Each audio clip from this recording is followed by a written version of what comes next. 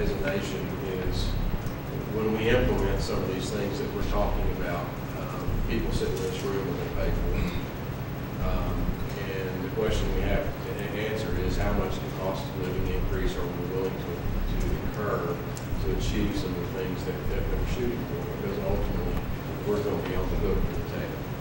And that's the big question. All right, so now here we go on the mountaintop removal portion of today's discussion, which is the main topic. We're all aware of the views of some on surface mining, and specifically what is loosely defined as mountaintop mining. So I think before we can go any further, we really need to talk about the differences between surface mining, mountaintop mining, mountaintop removal mining, because some unknowingly interchange these terms and they are different. So let's just start with the authority on the matter. This is the official definition out of the Office of Surface Mining, which is a department of the Department of the Interior. And you'll just bear with me for a minute. I'm actually going to read it. Surface coal mining and reclamation operations that remove entire coal seams running through the upper fraction of a mountain, a ridge, or a hill by removing all of the overburden and creating a level plateau or a gently rolling contour with no high walls are exempt from the requirements of section blah, blah, blah of this chapter for achieving approximate original contour if the following requirements are met. And those are the ones in blue.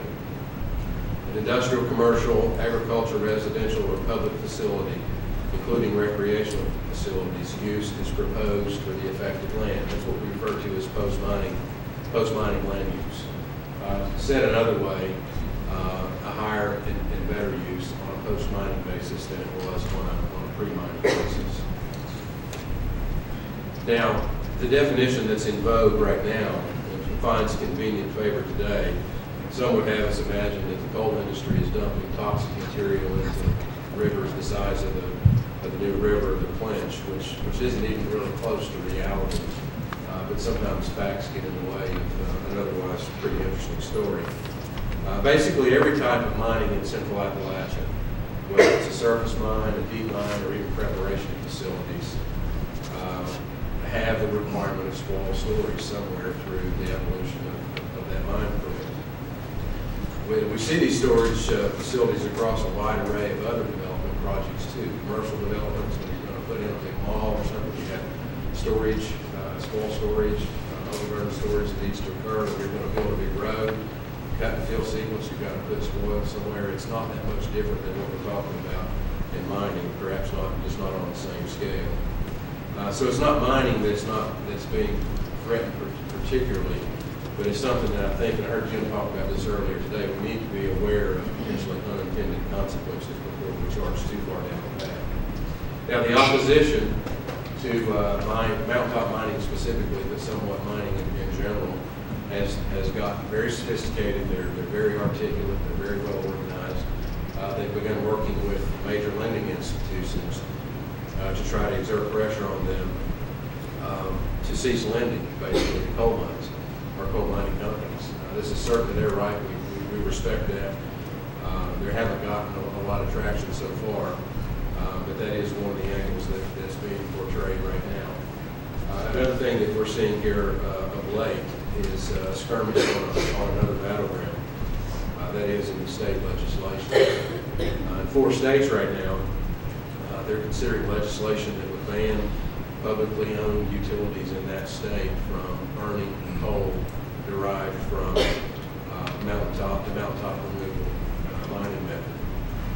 Other states have legislation under consideration that would effectively impair or eliminate coal production from mountaintop removal mining methods. West Virginia, for example, has submitted legislation to prohibit the use of valley fields, period, which would mean the end of surface mining as we know it today.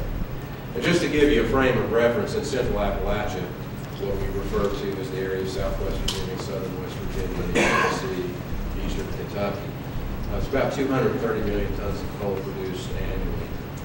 About half of that comes from surface mining, various surface mining methods. It's not all mountaintop removal.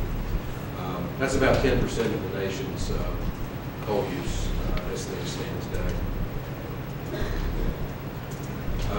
EPA has begun to review certain permits of late. This is a fairly new phenomenon. This was a note that came out from them on March the 24th.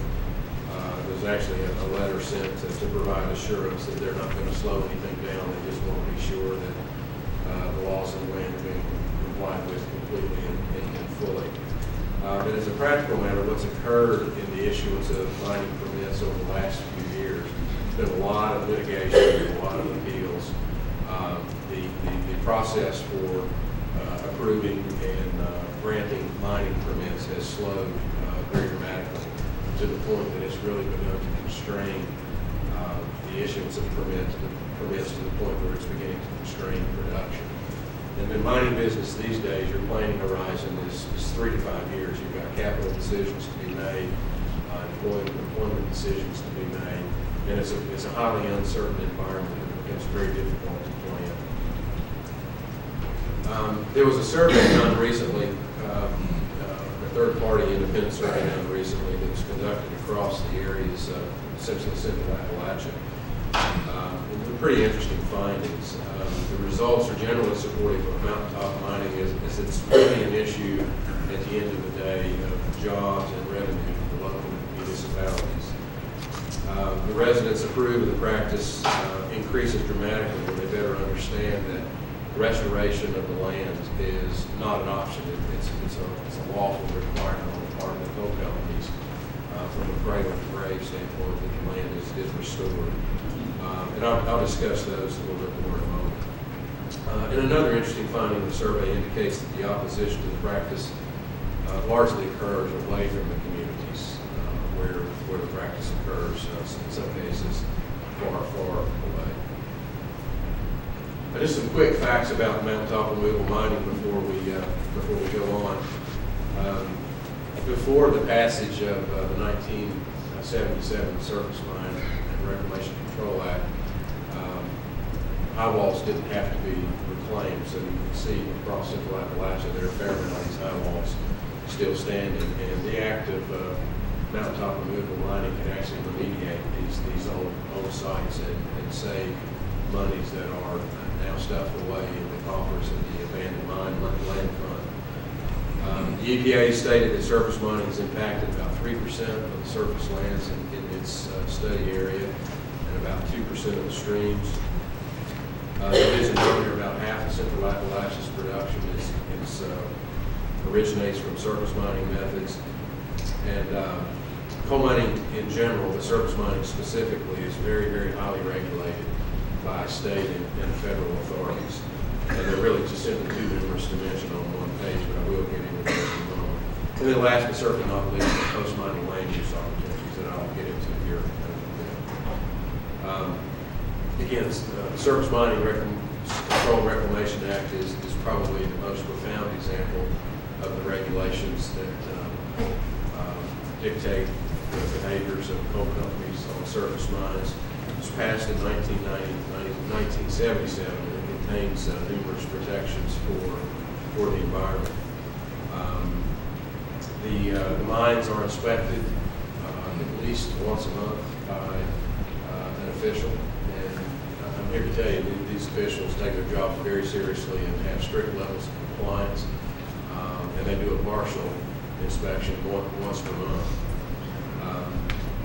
The Office of Surface Mining requires coal operators also to prove that they've minimized the volume of excess rock that is to be stored not back on the original contour, and also to minimize the impacts to the stream. So that's a very, very rigorous process that you go through when you go to get a mining permit. Just an example when it comes to water quality, and this is actually just an output